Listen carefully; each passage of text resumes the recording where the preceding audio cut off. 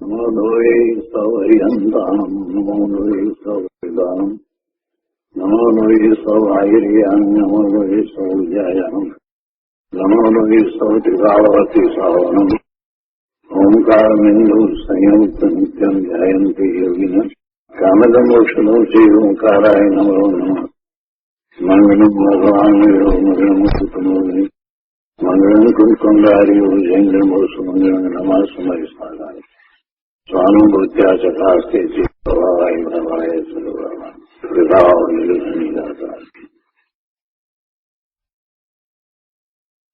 નિયમ સાર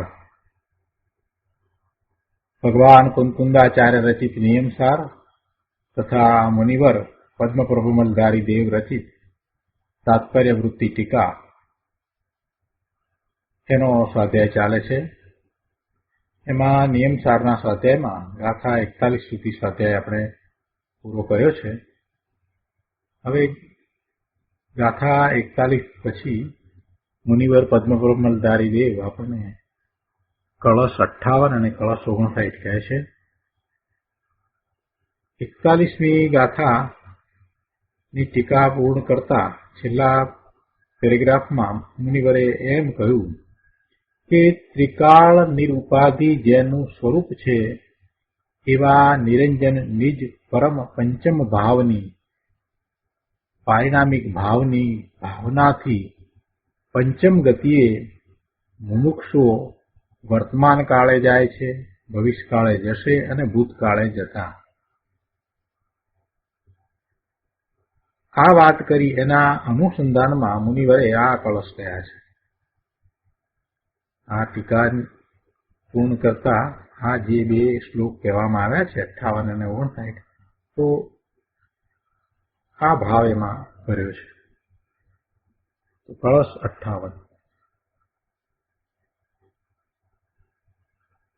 અંચિત પંચમ કતયે પંચમ ભાવમ સ્મરંતી વિદ્વાનશ સંચિત પંચાચારા કિંચન ભાવ પ્રપંચ પરિહીણા.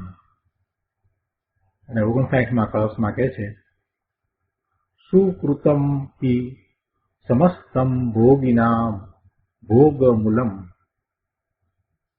त्यजतु परम तत्व अभ्यास निष्णात चित उभय समय सारम सार तत्व स्वरूपम भजतु भव विमुक्त कोत्र दोषो मुनिश.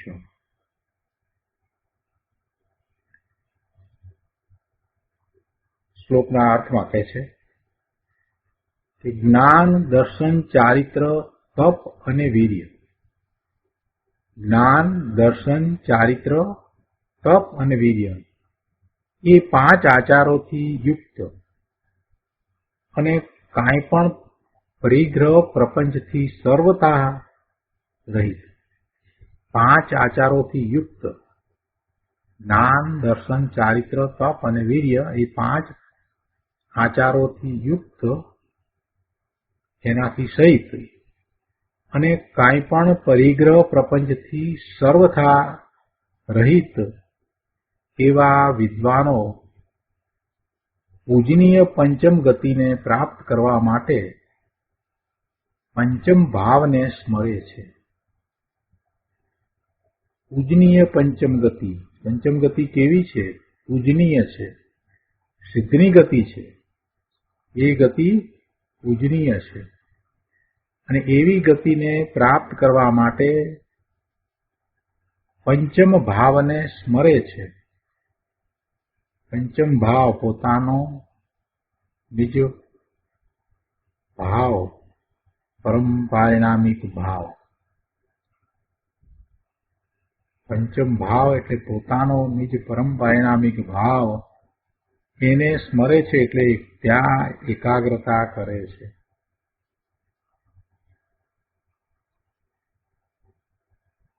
તો એનો વિસ્તાર આપણે પૂજ્ય ગુરુદેવ પાસેથી સમજીએ. પ્રવચન રત્ન ચિંતામણી ભાગ બીજો, પાના નંબર 116, શ્લોક 58 ઉપરનું પ્રવચન. જ્ઞાન, દર્શન, ચારિત્ર, તપ અને વીર્યરૂપ 5 આચારોથી યુક્ત અને કાંઈ પણ પરિગ્રહ પ્રપંચથી સર્વથા રહિત એમ વાત કરીને ગુરુદેવ અહીંયા કહે છે કે સમ્યક જ્ઞાન, સમ્યક દર્શન, સમ્યક ચારિત્ર, સમ્યક તપ અને સમ્યક વીર્ય એ 5 આચારોથી. હવે આ 5 આચારો એ તો પર્યાયમાં, અવસ્થામાં, વર્તમાન હાલતમાં, પણ એ વર્તમાન હાલતમાં એનાથી યુક્ત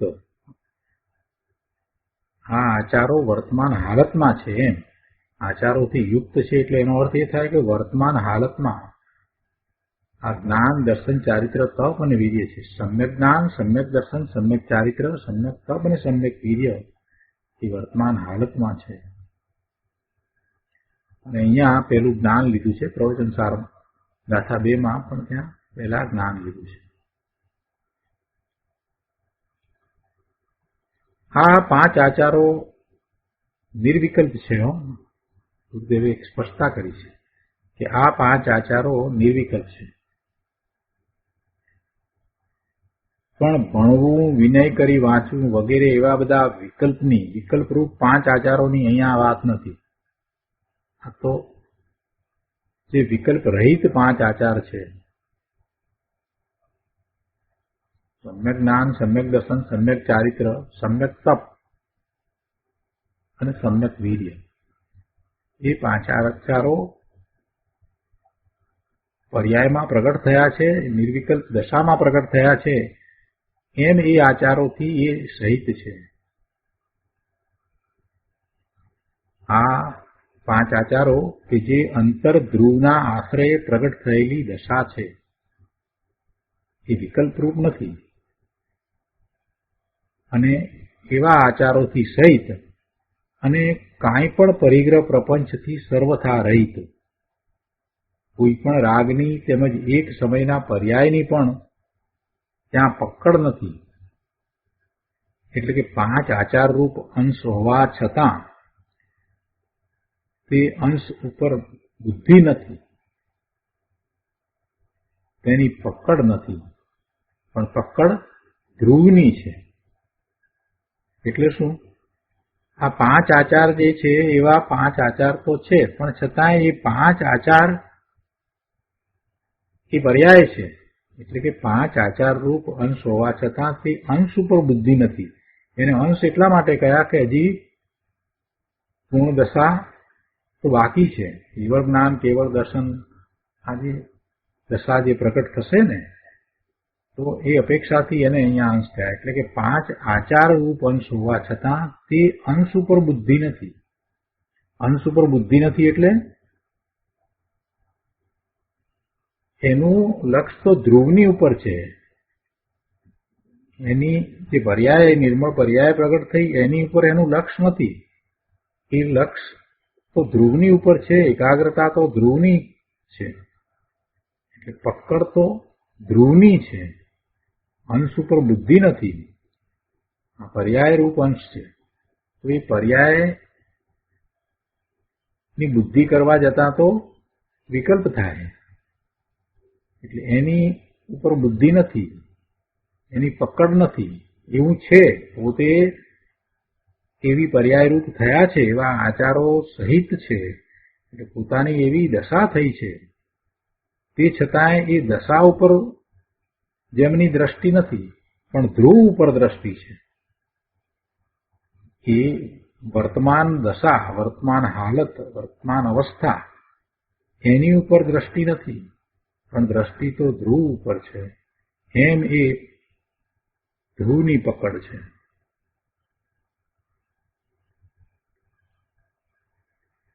પાંચ ભાવમાંથી એક ભાવ ત્રિકાળી છે અને બીજા 4 ભાવ પર્યાયરૂપ છે. એ વાત તો પહેલા આવી ગઈ.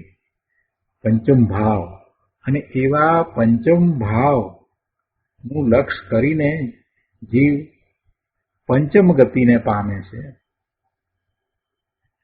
આવી બધી વાત અહીંયા 41મી ગાથામાં આવી. એટલે એના ઉપરથી ગુરુદેવ અહીંયા એમ કહે છે કે કેટલાક લોકો કાંઈ શાસ્ત્રનો અભ્યાસ ન હોય અને અહીંયા આવ્યા હોય અને એમાં આવી સૂક્ષ્મ વાત જ્યારે સાંભળે તો પછી એમને બહુ અઘરું લાગે, પણ પ્રભુ શું થાય? સોનગઢમાં તો ગુરુદેવ જે કંઈ પ્રવચન આપતા એમાં તો ઘણી સૂક્ષ્મ વાત આવતી, પોતાના અંદરના ભાવ એવા આવતા. કેમ કે ત્યાં જે રહેતા, કાયમ રહેતા અને જે સાંભળતા એ બધા અભ્યાસી હતા, એ બધા શાસ્ત્રના અભ્યાસી હતા. એટલે ત્યાં આખું લેવલ ઊંચું હતું. એટલે ઘણી વાર ગુરુદેવ એમ કહેતા કે ભાઈ આ તો કોલેજ છે, એટલે વાંચીને તૈયાર થઈને આવો, એમને એમ નહીં આવો. પણ ગુરુદેવ જયારે બહાર વિહાર કરતા જતા અને ત્યાં પ્રવચન આપતા તો સામાન્ય લોકોને પણ સમજાય કે હું થોડું હળવું એવું લેવલ રાખતા. પણ જયારે સોનગઢમાં હોય ત્યારે તો ઘણી સૂક્ષ્મ વાતો આવતી, શાસ્ત્રોના ઘણા ન્યાય એમાં સાથે આવતા. એટલે અહીંયા એ વાત કરી છે કે સામાન્ય માણસને આ બધું અઘરું લાગે. પણ ભાઈ એ અઘરું લાગે, પણ માર્ગ તો એ જ છે, માર્ગનો પ્રવાહ તો આ ચાલ્યો આવે છે એ જ છે. ત્રણેય કાળે એ જ માર્ગ છે, 41મી ગાથામાં વાત કરીને. એટલે એમાં કઈ ફેર પડે નહીં. પંચમ કાળે કઈ ફેર હોય? કાંઈ ફેર ન હોય. ત્રણેય કાળમાં માર્ગ તો એક જ હોય. આત્મસિદ્ધિમાં પણ એ જ વાત આવી છે, ત્રણેય કાળે માર્ગ તો એક જ હોય.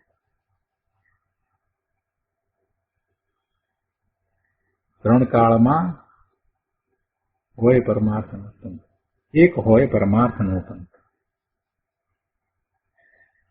અહીંયા કહે છે પાના નંબર 117 ઉપર બીજા પેરેગ્રાફમાં કે મુનિ 5 આચારોથી સહિત હોય છે અને કાંઈ પણ પરિગ્રહ પ્રપંચથી સર્વથા રહિત હોય છે.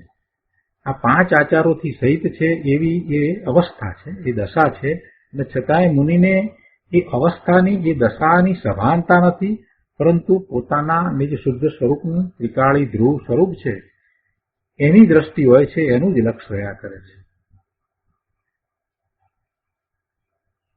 એટલે આ રીતે આ 5 આચારોથી સહિત અને પરિગ્રહ આદિથી સર્વથા રહિત એમ કહ્યું. મુનિની મુખ્યતાથી અહીંયા વાત કરી છે. તેવી રીતે જ્ઞાનીને પણ પરિગ્રહ નથી. જ્ઞાનીને કયો પરિગ્રહ નથી? પર્યાયનો પરિગ્રહ નથી, પર્યાયની પકડ નથી.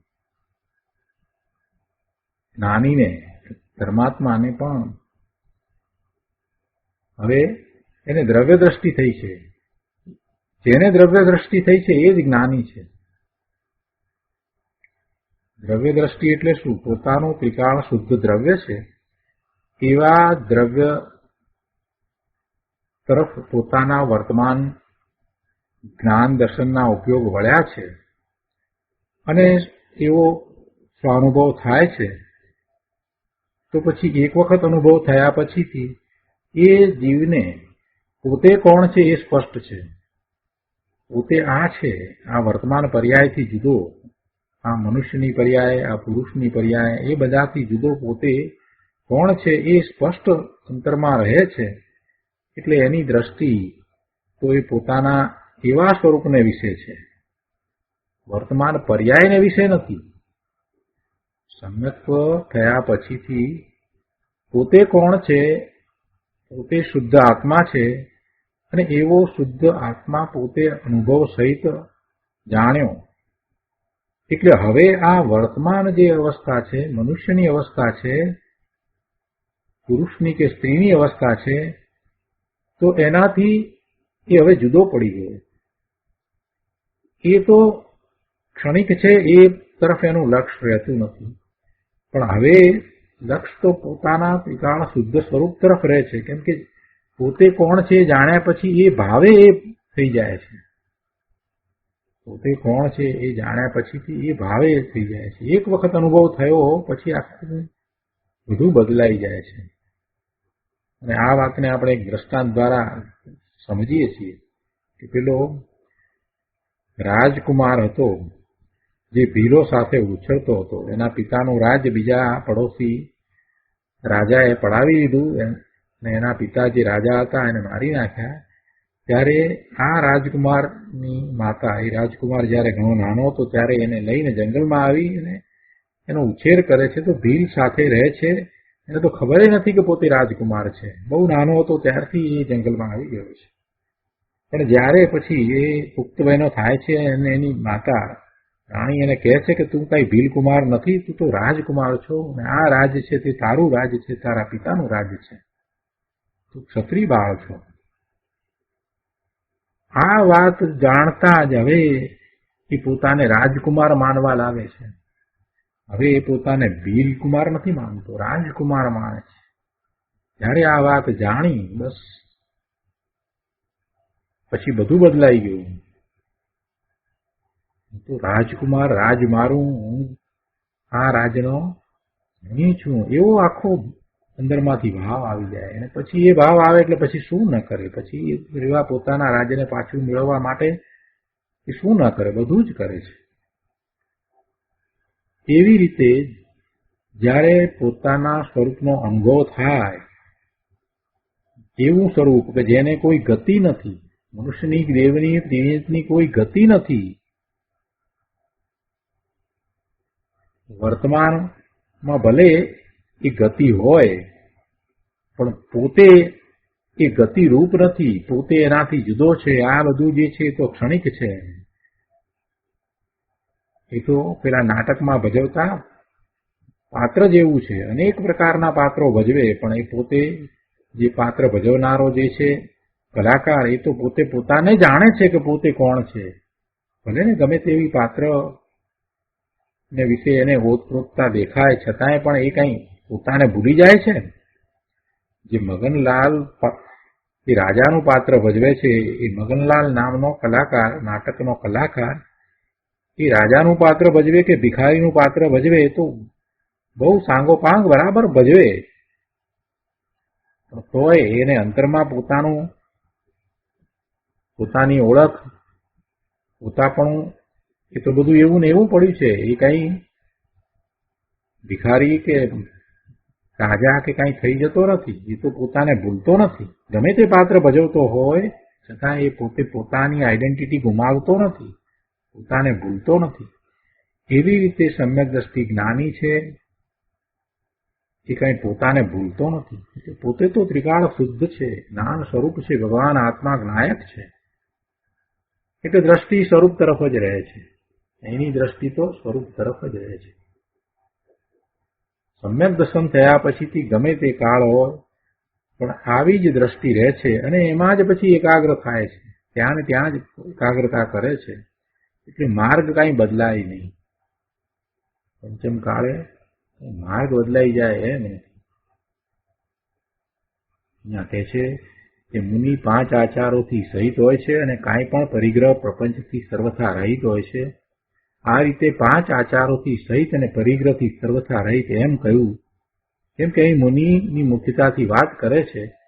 અને તેવી રીતે જ્ઞાનીને પણ પરિગ્રહ નથી, એટલે પર્યાયનો પરિગ્રહ નથી. આ વાત અહીંયા ચાલે છે.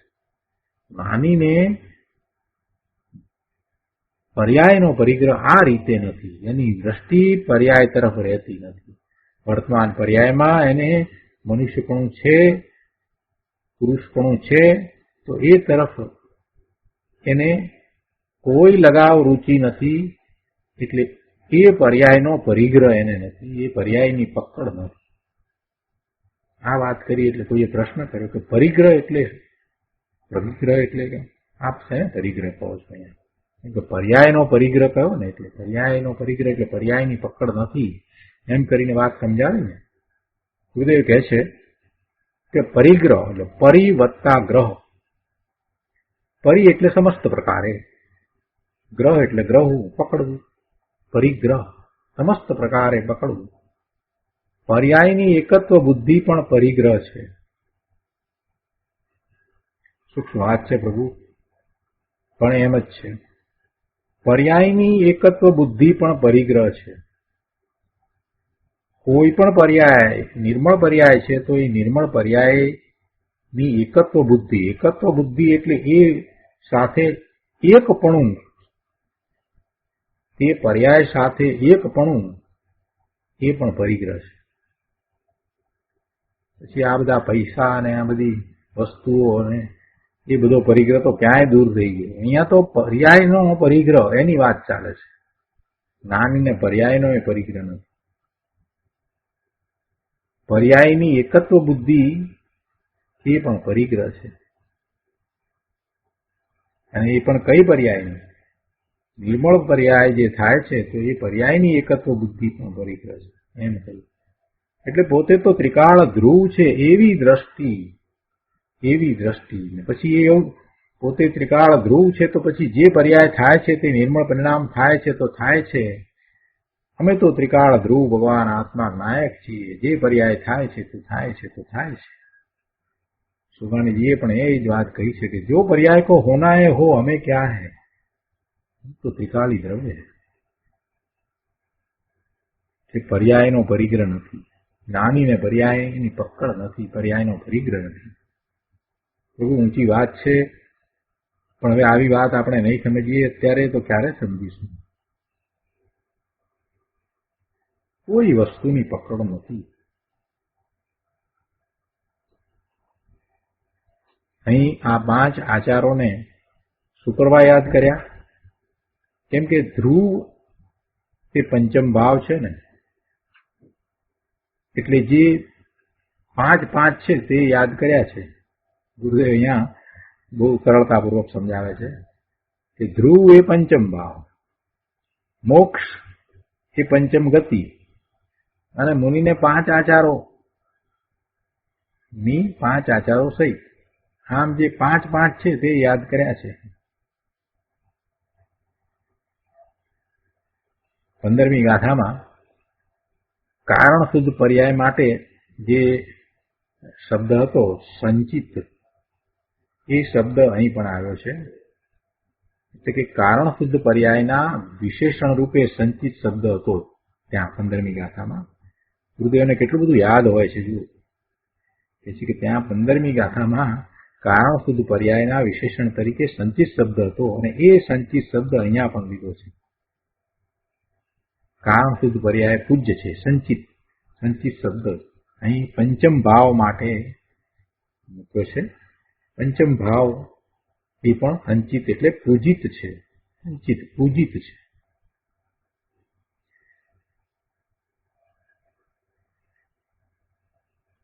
તો અહીંયા છેલ્લા પેરેગ્રાફમાં કહે છે કે એવા વિદ્વાન કયા કે જે 5 આચારોથી યુક્ત અને કાંઈ પણ પરિગ્રહ પ્રપંચથી સર્વથા રહિત એવા વિદ્વાનો પૂજનીય પંચમ ગતિને પ્રાપ્ત કરવા માટે પંચમ ભાવને સ્મરે છે. પૂજનીય પંચમ ગતિ એટલે સિદ્ધ ગતિ, એને પ્રાપ્ત કરવા માટે પંચમ ભાવને સ્મરણ છે. પંચમ ભાવ એટલે પરમ પારિણામિક ભાવને સ્મરે છે. એમનું સ્મરણ કરે છે. સ્મરણ કરે છે એટલે એકાગ્રતા કરે છે. એની વાત કરે છે ગુરુદેવ અહીંયા કે જુઓ અહીંયા એવા વિદ્વાનો એમ કહ્યું છે ને, તો વિદ્વાન એને કહીએ કે જે સમ્યક જ્ઞાન, દર્શન, ચારિત્ર, તપ અને વીર્ય એવા 5 આચારો રૂપ નિર્વિકલ્પ દશા, વિતરાગી દશા સહિત છે, અને પરના પરિગ્રહથી સર્વથા રહિત છે. અને એવા વિદ્વાન, એવા પંડિત કે જે પોતાનું કામ પૂર્ણ કરવા તત્પર છે, અને તે પંચમ ગતિ, પૂજનીય પંચમ ગતિને પ્રાપ્ત કરવા માટે પંચમ ભાવને સ્મરે છે. પૂજનીય પંચમ ગતિ એમ કહ્યું છે. સિદ્ધ ગતિ પૂજનીય છે. તો વિદ્વાનો તે પૂજનીય પંચમ ગતિને પ્રાપ્ત કરવા માટે પંચમ ભાવને સ્મરે છે. સિદ્ધપણું પ્રાપ્ત કરવા માટે પંચમ ભાવને સ્મરે છે. પંચમ ભાવને સ્મરણમાં રાખે છે. તેના સ્મરણમાં એ પંચમ ભાવ આવે છે, પંચમ ભાવ જ રહે છે. પહેલેથી અવગ્રહ યા હવા એને ધારણાથી ધ્રુવ ભાવરૂપ પંચમ ભાવને પકડ્યો છે. એટલે ધ્રુવ ભાવ એમ તેનું જ સ્મરણ રહે છે એમ કહે છે. પહેલેથી એટલે જ્યારે દ્રવ્ય સ્વરૂપનો અભ્યાસ કર્યો અને એ સમજ્યો ત્યારે જે સમજ થઈ એ અવગ્રહ ઈયા અવાય અને ધારણા થઈ એટલે હવે એ બરાબર સમજ્યો છે અને એની જે માન્યતા જે છે વિકલ્પ સહિત છે પણ એ જે માન્યતા છે એમાંથી એને કોઈ ફેરવી ન શકે એવું એને સ્પષ્ટ થયું છે એમ એને ધારણા જ્ઞાન છે. તો જે સમજનો જે વિષય છે ને એમાં પહેલા વસ્તુને એ કઈ રીતે જાણે છે એ વસ્તુ છે ને પછી એમાં એ જ છે અને બીજું છે સંશય, પછી સંશય રહિત થઈ જાય ના આ જ છે, પછી એના વિશે તર્ક કરી અને પાકો નિર્ણય કરે અને હવે તો એવો નિર્ણય થયો કે એને કોઈ એમાંથી ફેરવી ન શકે એવો નિર્ણય થાય ત્યારે એને ધારણા જ્ઞાન થયું એમ કહેવામાં આવે છે. ધારણાથી ધ્રુવ ભાવરૂપ પંચમ ભાવને પકડ્યો છે. ધારણાથી ધ્રુવ ભાવરૂપ પંચમ ભાવને પકડ્યો છે એટલે શું કે ભલે અનુભવ નથી થયો તે છતાંય પોતે ભગવાન આત્મા ત્રિકાળ નાયક છે એ વાતનો પાક્કો નિર્ણય થયો છે. એવા ધ્રુવ ભાવનો પાક્કો નિર્ણય થયો છે. પંચમ ભાવ પરમ પરિણામિક ભાવ એ જ પોતે છે, એ જ પોતાનું સ્વરૂપ છે, એ ધ્રુવ ભાવ છે અને એ પર્યાયથી ભિન્ન છે, જે બદલાતો નથી એવો એ પંચમ ભાવ છે. એમ એને ધ્રુવ ભાવને પકડ્યો છે એવો એ પકડ્યો છે. પછી તો સમ્યક દર્શન થયું છે એટલે એવા વિદ્વાન પંડિત મહાપુરુષને તો હવે એનું જ સ્મરણ રહે છે. ધ્રુવ ભાવ ધ્રુવ ભાવ ધ્રુવ ભાવ એમ તેનું જ સ્મરણ રહે છે. તે પંચમ ભાવે છે, પોતાનું સ્વરૂપ પરમ પરિણામિક ભાવ રૂપ છે, એવું પોતે ત્રિકાળ ધ્રુવ દ્રવ્ય છે, નાયક છે. તો એનું જ સ્મરણ રહે છે, એની જ દ્રષ્ટિ રહે છે. અંદરમાં શબ્દ એને માટે મૂક્યો છે સમરંતી, એનું જ સ્મરણ રહે છે. આગળ કહે છે અજ્ઞાની જે પૂર્વનું યાદ કરે છે તે તો કહે છે કે બધું પાપનું સ્મરણ છે. ગુરુદેવે આ વાત અહીંયા મૂકી છે, બહુ સમજવા જેવી મૂકી છે કે અજ્ઞાની જે પૂર્વનું યાદ કરે છે તે તો બધું પાપનું સ્મરણ છે. જે પૂર્વની વાતો આપણે યાદ કરીએ, ભૂતકાળની વાતને જે બધી યાદ કરીએ એ સ્મરણ પાપનું સ્મરણ છે. કેમ કે એમાં તો કર્તાપણું ને ભોગતાપણું સમાયું છે અને એમાં મિથ્યાત્વ છે. પોતે જે છે એના કરતા વિપરીત માન્યતાઓ છે.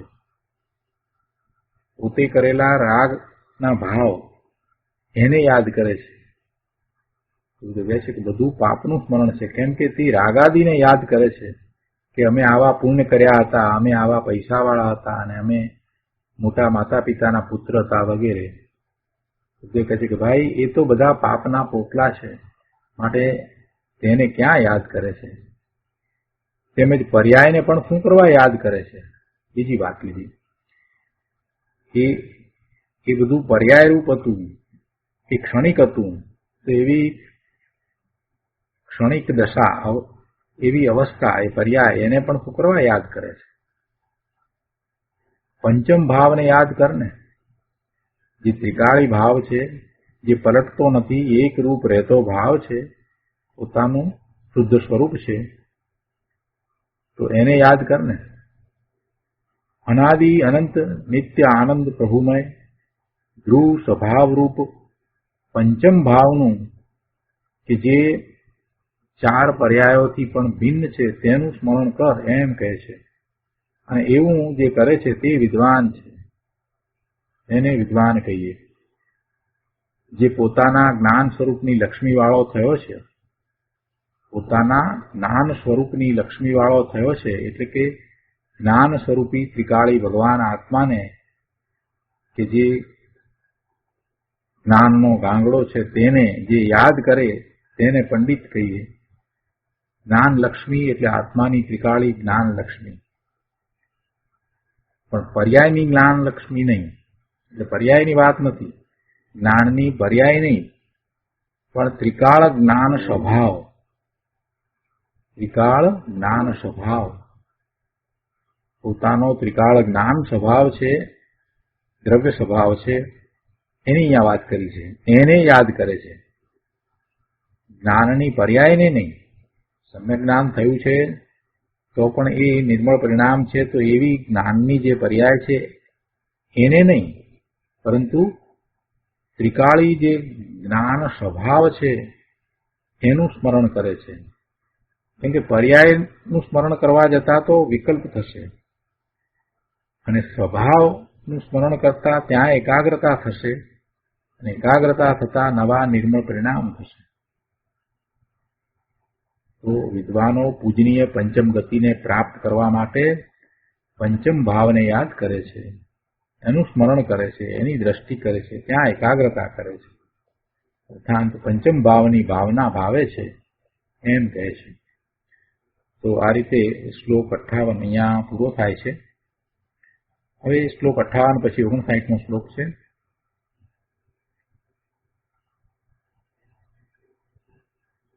ઓગણસાઠમો શ્લોક આપણે લીધો. એ શ્લોક નો અર્થ 59મા શ્લોકનો અર્થ સગળું એ સુકૃત શુભ કર્મ ભોગીઓના ભોગનું મૂળ છે. 59મા કળશનો અર્થ આપણે કરીએ છીએ શ્લોકાર્થ. સગળું એ સુકૃત શુભ કર્મ ભોગીઓના ભોગનું મૂળ છે. શુભ કર્મ એ ભોગીઓના ભોગનું મૂળ છે. શુભ કર્મ છે તો એવા બંધ પડે છે, અને એને ભોગવવાનો ભાવ જીવ કરે છે, એટલે એ એનું મૂળ છે. સગળું એ સુકૃત એટલે કે શુભ કર્મ ભોગીઓના ભોગનું મૂળ છે. આગળ કહે છે, પરમ તત્વના અભ્યાસમાં નિષ્ણાત ચિત્તવાળા મુનીશ્વર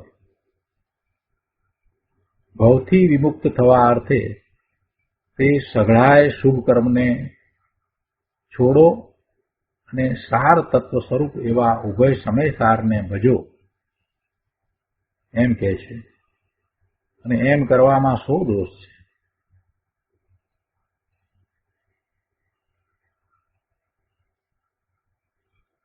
તો એનો વિશેષ અર્થ આપણે ગુરુદેવ પાસેથી સમજીએ.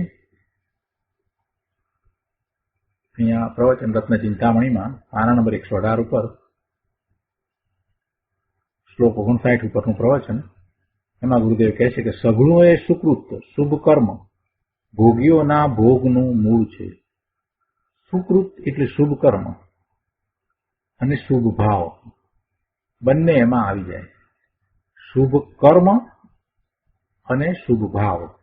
સુકૃત કહ્યું છે એટલે શુભ કર્મ એ તો છે જ, પણ શુભ કર્મ છે તો એમાં સાથે શુભ ભાવ છે, એટલે બંને ભેગા લેવા. ગુરુદેવ કહે છે કે એમાં બંને સાથે આવી જાય છે. ભોગીઓ એટલે રાગના અને દુઃખના ભોગવવા વાળા. ભોગીઓ એટલે ભોગવવા વાળા. તેને ભોગવે છે? રાગ અને દુઃખને ભોગવે છે. તો એ શુભ ભાવ અને શુભ કર્મ ભોગીઓના ભોગનું મૂળ છે. એ શુભ ભાવ અને શુભ કર્મ ભોગીઓના ભોગનું મૂળ છે, પણ યોગીઓના યોગનું મૂળ નથી. એટલે કે આત્માના ધર્મને ભોગવવા વાળાને તે કોઈ કારણ મદદરૂપ નથી. એ શુભ ભાવ એ શુભ કર્મ આત્માના ધર્મને ભોગવવા વાળાને મદદરૂપ નથી. એને એ મૂળ નથી થતું, પણ એ પેલા દુઃખને ભોગવવા વાળાને એ શુભ ભાવ શુભ કર્મ છે એ એનું મૂળ થાય છે. આને એનું મૂળ નથી, એટલે કે એને મદદરૂપ નથી.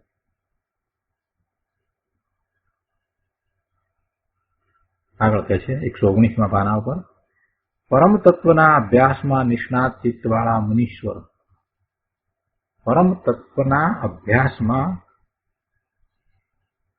નિષ્ણાત ચિત્તવાળા મુનીશ્વર એમ કહ્યું.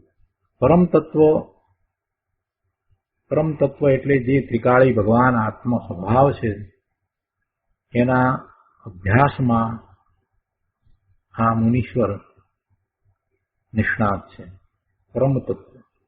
પરમ તત્વ એવો જે ત્રિકાળી ભગવાન આત્મ સ્વભાવ છે, તો એવા પરમ તત્વના અભ્યાસમાં જે નિષ્ણાત નિપુણ છે એવા મુનીશ્વર પરમ પારિણામિક ભાવમાં એકાગ્ર થવાને માટે જે નિપુણ ચિત્તવાળા છે તે મુનીશ્વર. પરમ તત્વ એટલે પરમ પારિણામિક ભાવ, પોતાનું ત્રિકાળી શુદ્ધ સ્વરૂપ, એમાં એકાગ્ર થવા માટે જે નિપુણ ચિત્તવાળા છે તે મુનીશ્વર, એ મુનિની મુખ્યતાથી વાત છે. એટલે એવા મુનીશ્વર ભવથી વિમુક્ત થવા અર્થે, મૂળ અર્થમાં એમ કહ્યું ને કે એ ભવથી મુક્ત એવા મુનીશ્વર ભવથી મુક્ત થવા અર્થે તે સઘળાય શુભ કર્મને છોડો એમ કહ્યું છે ને. એટલે કે છે કે એવા મુનીશ્વર ભવથી મુક્ત થવા અર્થે, એટલે કે આ જન્મ મરણથી મુક્ત થવા અર્થે 84 લાખ યોનિના અવતાર જન્મ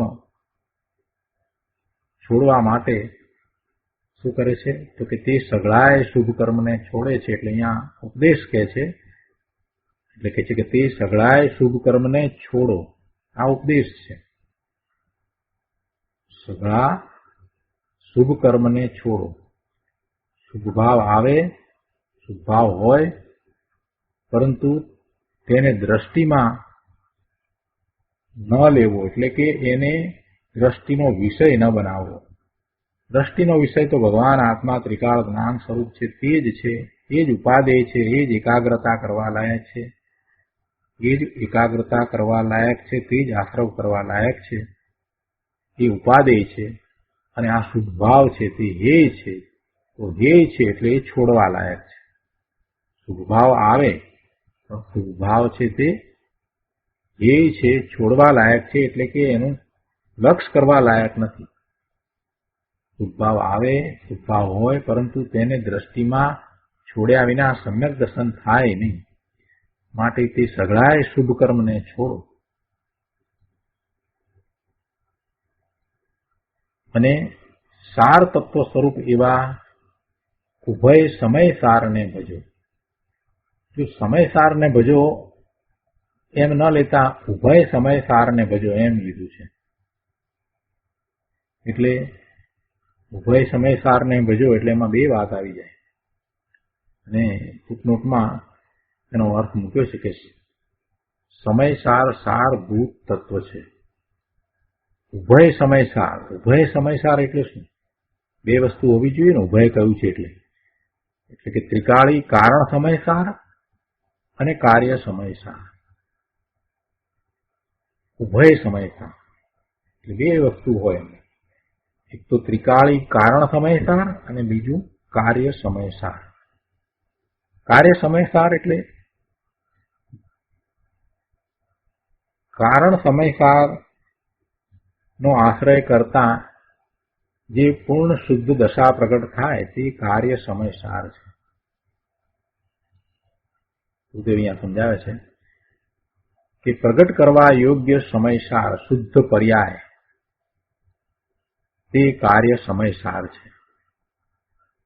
અને કારણ સમય સાર તો પોતે ત્રિકાળી આત્મા છે. તો ત્રિકાળી ભગવાન સ્વરૂપને, ભગવાન આત્માના ત્રિકાળી સ્વરૂપને કારણ સમયસાર કહીએ. અને તેના આશ્રયે પ્રગટ થતા કેવળ જ્ઞાન આદિ પૂર્ણ નિર્મળ પરિણામ, પૂર્ણ શુદ્ધ દશા એને કાર્ય સમયસાર કહીએ. કારણ સમયસાર એટલે પોતાનું ત્રિકાળી શુદ્ધ સ્વરૂપ અને એવા પોતાના ત્રિકાળી શુદ્ધ સ્વરૂપને કારણ સમયસાર કહ્યું, તો એનો આશ્રય કરતા જે કેવળ જ્ઞાન, કેવળ દર્શન આદિ જે પર્યાય પ્રગટ થઈ એ કાર્ય સમયસાર છે. એટલે એમ બે મળીને એમ કહ્યું કે ઉભય સમયસાર. તો એવા ઉભય સમયસારને ભજો, કારણ સમયસાર અને કાર્ય સમયસારને ભજો.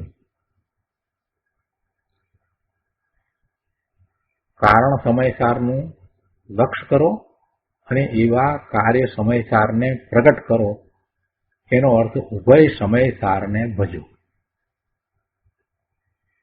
હવે એમાં એક ત્રીજી વાત પણ ગુરુદેવે કાઢી છે કે ભજો એટલે ભજવું જે થયું એ તો મોક્ષનો માર્ગ થયો. એમાં એ મોક્ષ માર્ગ પણ આવી ગયો. કારણ સમયસાર એનું લક્ષ્ય કરવું, એકાગ્રતા કરવી, એ મોક્ષ માર્ગ થયો. અને એમ કરતા એવા કેવળ જ્ઞાન, કેવળ દર્શન આદિ પરિણામ પ્રગટ થાય. એમ ત્રણેય એમાં સમાઈ ગયા. એટલે ઉભય સમયસારને ભજો એમ કરતા ત્રણેય ત્રિકાળી દ્રવ્ય જેનું લક્ષ્ય કરતા નિર્મળ પરિણામ થાય છે તે, બીજું એ પૂર્ણ દશા એટલે મોક્ષ અને મોક્ષનો માર્ગ આવી ગયા. કારણ સમયસાર તે ત્રિકાળી ધ્રુવ છે, કાર્ય સમયસાર તે કેવળ જ્ઞાન અને મુક્તિનો પર્યાય છે, અને તે બંનેને ભજો તે મોક્ષનો માર્ગ છે. મુક્તિ લેવા, પ્રગટ કરવા પોતાનો ધ્રુવ ચૈતન્ય સ્વભાવ કે જે મહા અસ્થિનું દળ છે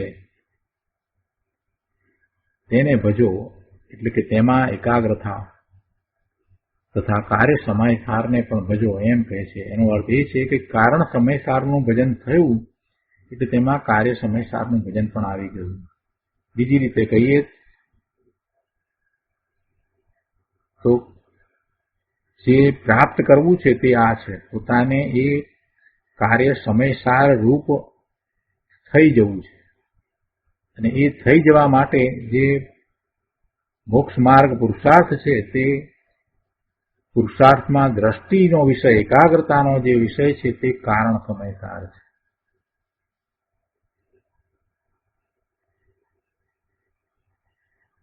અને પછી આગળ એમ કહ્યું કે એમાં શો દોષ છે. એટલે કહે છે કે બધું મૂકીને આત્મામાં રમે તેમાં વાંધો શું છે. ગુરુદેવે એનો એ અર્થ કર્યો છે કે એમાં શો દોષ છે. એટલે કહે છે કે બધું મૂકીને આત્મામાં રમે, આત્માની રુચિ કરે, ત્યાં એકાગ્રતા કરે, એમાં શું વાંધો છે. અને એ વાત કરી એટલે કોઈએ પ્રશ્ન કર્યો કે પણ તેથી તો બહારમાં આ બધી પ્રભાવના અટકી જશે ને. બધા મૌન થઈ અને આત્માનું ધ્યાન કરશે તો પછી આ બહારની જૈન શાસનની પ્રભાવના નહીં થાય. જો પ્રશ્નકારનો પ્રશ્ન સમજવા જેવો છે કે બધા જ જો એ રીતે પોતાના સ્વરૂપમાં એકાગ્રતા કરીને બેસી જાય તો પછી ધર્મની પ્રભાવના કોણ કરશે? આ જૈન શાસનની પ્રભાવના નહીં થાય ને. આ બધા મંદિરો કોણ બંધાવશે અને આ શાસ્ત્રો કોણ છપાવશે એ બધું કાર્ય કોણ કરશે? એ બધી પ્રભાવના નહીં થાય. બધા જ જો શાંત થઈને, મૌન થઈને પોતે સ્વરૂપની એકાગ્રતા કરવામાં લાગી જશે, આત્માનું ધ્યાન કરશે, તો પછી આ બહારની જૈન શાસનની પ્રભાવના નહીં થાય ને. ગુરુદેવ એનું સમાધાન આપ્યું છે. ગુરુદેવ કહે છે કરે સાંભળને ભાઈ, અહીં તો કહે છે કે તેના પોતાના કારણે પ્રભાવના થાય છે. ધર્મની પ્રભાવના થાય એ પણ એના પોતાના કારણે થાય એમ કેવું છે. પ્રભાવના શું છે? વાસ્તવમાં પ્રભાવના શું છે? જે જીવ એને પ્રાપ્ત કરે એને માટે એ પ્રભાવના છે. પ્રભુની ઓમકાર ધ્વનિ, જીનેશ્વર ભગવાનની ઓમકાર ધ્વનિ તો છૂટે જ છે, પણ એ જેને પ્રાપ્ત થાય એને એ પ્રભાવના પ્રાપ્ત થઈ. જે એને સાંભળે, સમજે, આત્મસાત કરે એને માટે એ પ્રભાવના છે. એટલે પ્રભાવના ખરેખર તો પોતાના કારણે છે. કહે છે કે તેના પોતાના કારણે પ્રભાવના થાય છે. તેમાં જો તેના પોતાના કારણે જ તે અટકે તો તારે શું છે? કોઈ જીવ એ બહારમાં અટક્યો હોય, બરાબર, તો એ એના કારણે અટક્યો છે, અને એ જો જ્ઞાન પ્રાપ્ત કરે છે તો પણ એ એના કારણે પ્રાપ્ત કરે છે. અને જો પોતે પોતાના સ્વરૂપને વિશે ત્યાં એકાગ્ર થયો છે તો પણ એ એના પોતાના કારણે છે. તો કોઈ જીવ પોતાના સ્વરૂપને વિશે જો અટક્યો હોય ત્યાં જ એકાગ્રતા કરે તો એમાં શું દોષ છે? અહીં તો કહે છે કે તેના પોતાના કારણે પ્રભાવના થાય છે. હવે તેમાં જો તેના પોતાના કારણે જ તે અટકે તો તારે શું છે? તેમાં તને દોષ શું છે? તથા તેના પોતાના કારણે પ્રભાવના થાય છે, માટે તારે તો આત્માનું હિત કરવા જેવું છે.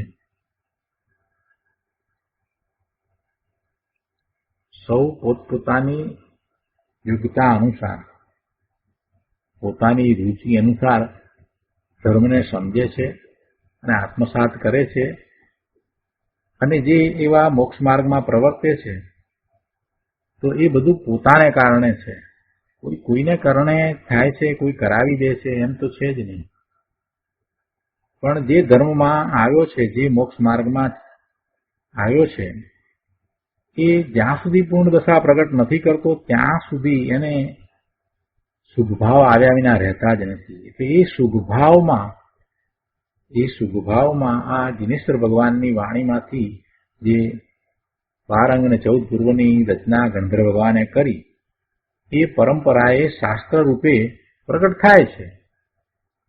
એમ એ ધર્મ પ્રભાવના થાય છે. એ શુભભાવ છે, ને એ શુભભાવ પૂર્ણ દશા નથી ત્યાં સુધી જીવને હોય જ છે.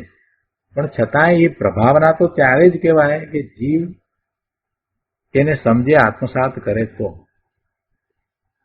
એટલે તું શું કરવા ચિંતા કરે છે? તું તારા સ્વરૂપમાં જા ને. તને સમજાયું છે, તને આ વાત પકડાઈ છે, તને તારા આત્માનું મહાત્મા આવ્યું છે, તો તું ત્યાં એકાગ્રતા કર ને.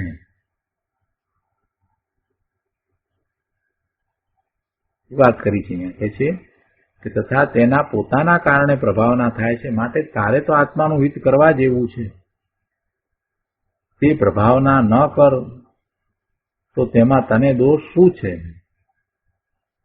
એટલે બીજી રીતે પણ પાછી વાત કરી કે જો આમ પોતે પોતાના સ્વરૂપમાં એકાગ્ર થઈ જાય અને જો પ્રભાવના ન કરે તો પછી પ્રશ્ન એવો હતો ને કે પછી બધા જ આ રીતે કરે તેમાં પોતાને પણ સમાવી દીધા કે પોતે પણ જો એ રીતે એકાગ્ર થઈ જાય અને જો આ ધર્મ પ્રભાવના આ રીતે ન કરે કાંઈ પણ બહારમાં, તો પછી દોષ નહીં આવે. તો પછી કેવી રીતે ધર્મ ટકશે? તો કહે છે કે એમાં તને કાંઈ દોષ આવતો નથી. તેના પોતાના કારણે પ્રભાવના થાય છે, માટે તારે તો આત્માનું હિત કરવા જેવું છે, અને તે પ્રભાવના ન કર તો તેમાં તને દોષ શું છે? તને કાંઈ દોષ નથી. તું તારા સ્વરૂપના વિશે એકાગ્રતા કર ને. તું શુભ વિકલ્પ પણ ન કર, અને તેનાથી જૈન શાસનની વ્યવહાર પ્રભાવના ન થાય તો તેમાં દોષ શું છે? એમાં કાંઈ દોષ નથી. એ વ્યવહાર પ્રભાવના છે. જો શબ્દ મૂક્યો છે, તું જો તારા સ્વરૂપને વિશે એકાગ્ર થઈ જાય છે અને એમ કરતા જો જૈન શાસનની વ્યવહાર પ્રભાવના તારાથી ન થઈ તો એમાં તને કાંઈ દોષ આવતો નથી. કેમ કે એ વ્યવહાર પ્રભાવના કહી. વ્યવહાર પ્રભાવના એટલે જે તું ખરેખર કરી શકતો નથી, માત્ર એ ઉપચારથી કહેવામાં આવે છે. શું થયો એનો અર્થ? કે જ્ઞાની મહાપુરુષોએ આપણને જ્ઞાન આપ્યું એમ જે કહેવામાં આવે છે એ ઉપચારથી કહેવામાં આવે છે, એટલે તો વ્યવહારથી કહેવામાં આવે છે. એ નિમિત્તનું કથન છે. મુકુંદાચાર્ય ભગવાને આપણને દ્રવ્ય સ્વરૂપનું જ્ઞાન આપ્યું એમ જે આપણે કહીએ તો એ દ્રવ્ય સ્વરૂપનું જ્ઞાન તો જીવને પોતાના પુરુષાર્થથી એની જ્ઞાન ક્રિયા દ્વારા થયું છે. પણ એમાં નિમિત્ત કારણ મુકુંદાચાર્ય ભગવાને જે આ દ્રવ્ય સ્વરૂપ આપણને આપ્યું એ છે. એટલે ખરેખર જોવા જઈએ તો એ વ્યવહાર પ્રભાવના કહેવાય. એને વ્યવહાર પ્રભાવના થઈ. પણ જેને એવા જ્ઞાનની પ્રાપ્તિ થાય છે, કુંકુંદાચાર્ય ભગવાને જે આ દ્રવ્યશ્રુત લખ્યું અને એ દ્રવ્યશ્રુત દ્વારા પોતાને એવું ભાવશ્રુત પ્રગટ થયું છે, એટલે એવો જીવ કુંકુંદાચાર્ય ભગવાન પ્રત્યે તો અહોભાવ પ્રગટ કર્યા વિના રહી શકતો જ નથી.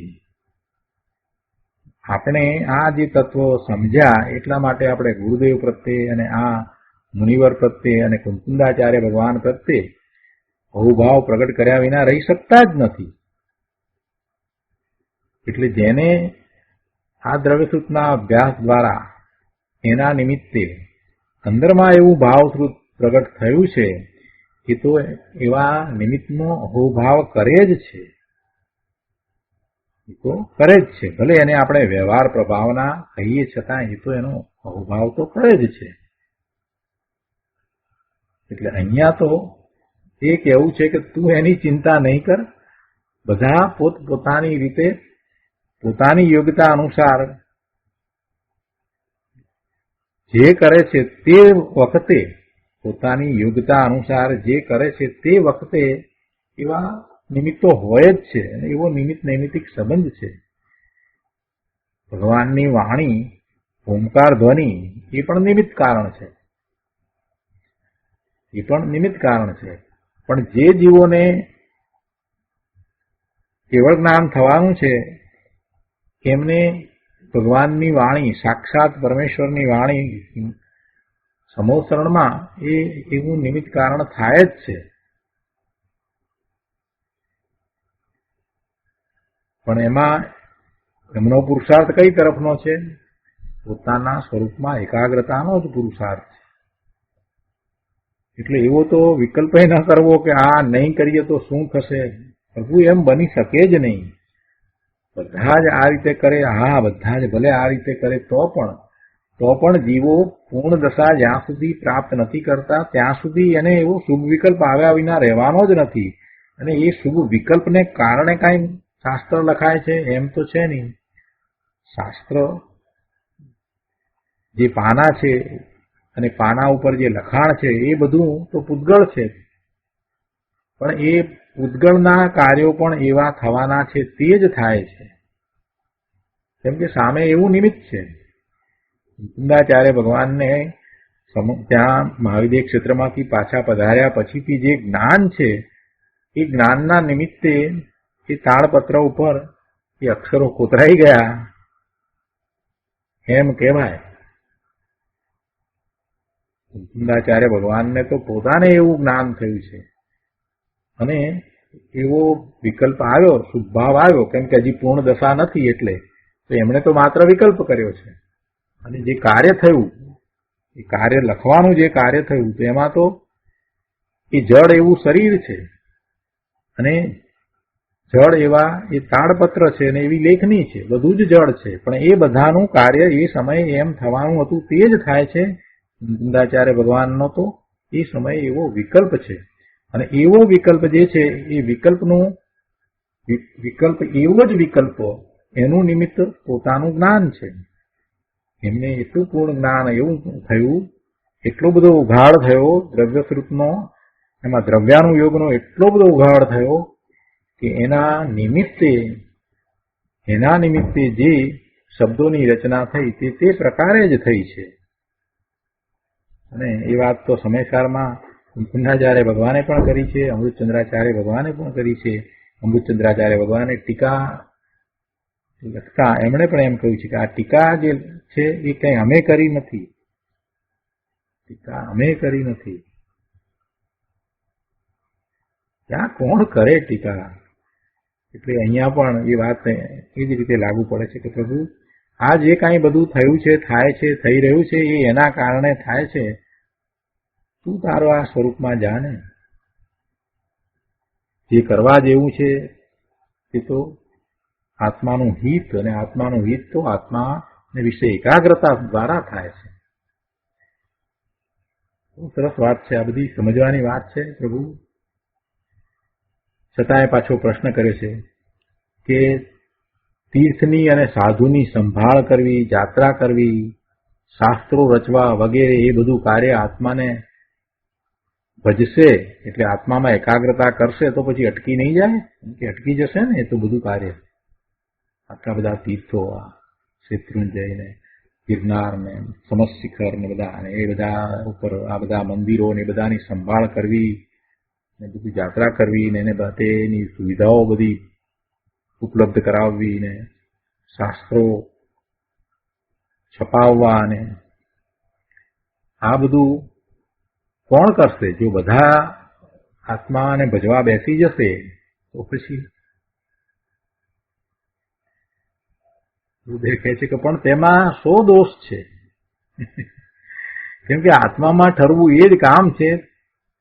તેમજ પરનું એટલે શાસ્ત્ર રચવા વગેરે કામ કોણ કરતું હતું? કોણે કર્યું એ કામ? જે થવાનું છે તે થાય છે. જે સમ્યકદર્શી ભગવાન આત્મા છે એ તો ક્યારેય એમ કહેતો નથી કે આ શાસ્ત્રની રચના અમે કરી છે. શાસ્ત્રની રચના કોણ કરે છે? શાસ્ત્રની રચના તો થાય છે. અને શાસ્ત્રમાં જે વાત આવે છે એ પણ શાસ્ત્રની રચના કરનારના જ્ઞાનના નિમિત્તે એવી જ વાત આવે છે. એમની જે દશા છે એ અનુસાર એમાં એવી વાત આવે છે. તો આ રીતે અહીંયા 59નો કળશ પૂરો થાય છે. 41મી ગાથા પછી 58 અને 59 આ બે કળશ આપણે પૂરા કર્યા. હવે આવતા સ્વાધ્યાયમાં આપણે 42મી ગાથા લઈશું. આજનો સ્વાધ્યાય અહીંયા સુધી રાખીએ છીએ. હવે સુખધામ બોલીએ. સુખધામ